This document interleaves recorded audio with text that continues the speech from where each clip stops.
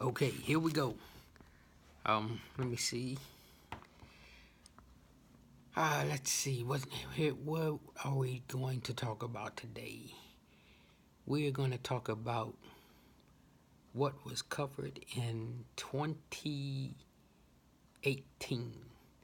So we're going to recap what was covered in 2018. The first thing that we're going to talk about is practice making the 7-pin and the 10-pin spare, and hitting the head pin and 5-pin. Okay, so first stand at a spot that you feel comfortable rolling your ball to hit the 7-pin or the 10-pin. And when you're standing there, line up your shot. Look at one specific arrow that makes a path to hit the pin that you're practicing on. Walk in a straight line toward the foul line. Roll your ball as straight as you can over that arrow and toward the pin you are aiming for. Use 3 frames or more per pin. I hope that's making sense. So we're practicing hitting the 7-pin, the 10-pin, and when we stand at the approach, we want to find someplace that's comfortable for us, where we feel that we can make the shot from. And as we're standing there, we want to line up one of the arrows on the floor that we can aim at, that will make the ball, it gives us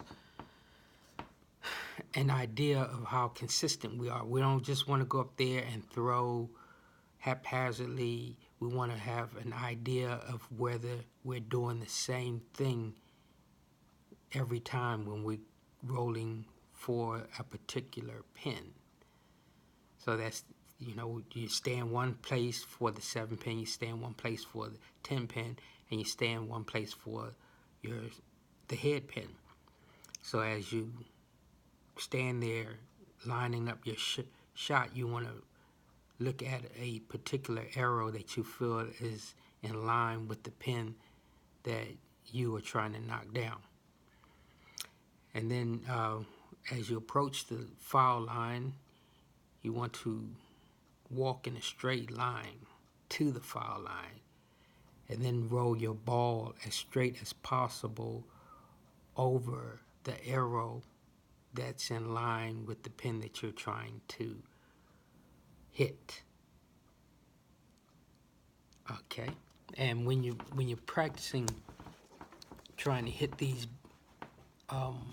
hit your pin, you don't just want to wait till that pin comes up. When you have a full rack, like on your first ball, you want to practice hitting just the 7-pin with that ball, and then you keep doing it. The second ball that you throw, you want to try to hit the 7-pin, even though it's going to be a lot of ball pins up there. You want to practice this about 6 times in a row. It's 3 frames. Then you go to your 10-pin, or whichever one you just finished practicing, and you do that 6 times in a row. Then you want to practice hitting the head pin / 5-pin. If you can hit the head pin, you shouldn't have any problems hitting the 5-pin, quote unquote. So you line up your ball and you practice those 3 shots. Practice hitting your head pin / 5-pin. Practice hitting the 7-pin 6 times in a row, and you practice hitting the 10-pin 6 times in a row.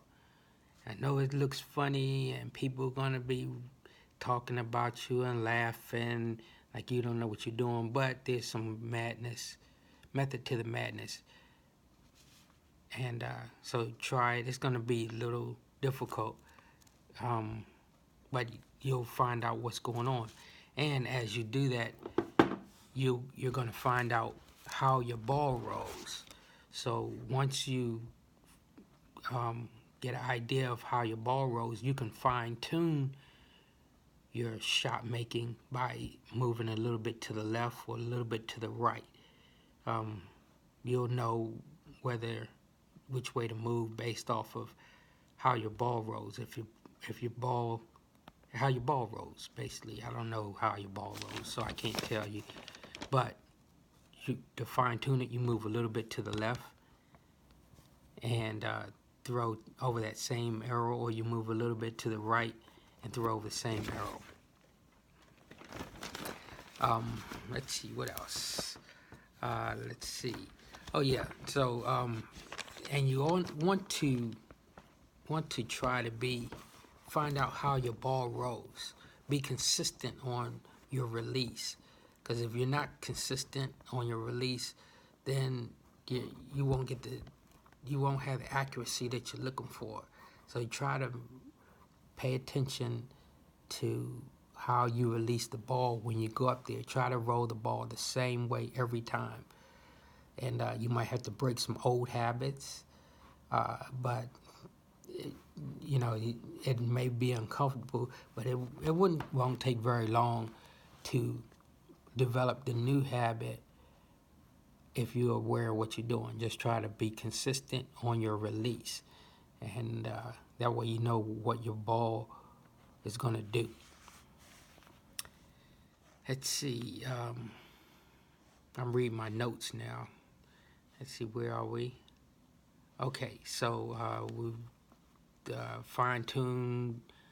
We get accuracy, consistency in our release, and fine-tune the shot making by moving to the left or to the right. Okay, so one more practice technique. Now this is something that's going to be a mind game. It's going to be in your head. So you're standing up there and you're getting ready to make your shot. You're getting ready to either roll, try to hit the head pin for your first ball, trying to make a strike. Don't concentrate on making a strike, just concentrate on hitting the head pin. After a while, you'll start making strikes. If you hit the head pin enough, you'll start making strikes. So you stand up there on your first ball, and you're nervous. Well, one way to overcome that nervousness is to tell yourself that nobody, even your teammates, want you to make the shot. Have it in your head that they're thinking negative about you and they want you to mess up. So when you get up there, as you approach the line, tell yourself that these people don't want me to make this shot. Dig deep down inside and concentrate on hitting your spot. But know that the people who are watching you don't want you to make your shot. And that will drown out any noise that may be going on in the background, people laughing or joking or screaming, and that you may be listening to, because I'm guilty of that too sometimes, where I'm listening for the applause or people cheering me on, go, go, go. But if I hear somebody say something negative, then it throws me off. So I don't listen for the positives, not listening to anybody say anything positive. I'm not listening to anybody say anything because I'm thinking in my head that they're going to say something negative, so I just block it out. I just block it out. I tell myself, hey, they're going to, anything that comes out of their mouth is going to be negative. So I look at the spot that I'm trying to hit and roll my ball over it. It takes a little bit of practice. But, when you're approaching your shot, you want to tell yourself that nobody is really pulling for you. You know, you don't want to listen to the noise in the background. Okay, so that's it for this video. And if you got any more questions, my email is easybowling@yahoo.com. My name is Stan, and you can email me if you have any questions. That's all it is. It's just questions. And I'll see you all on the next video. Good luck and good bowling.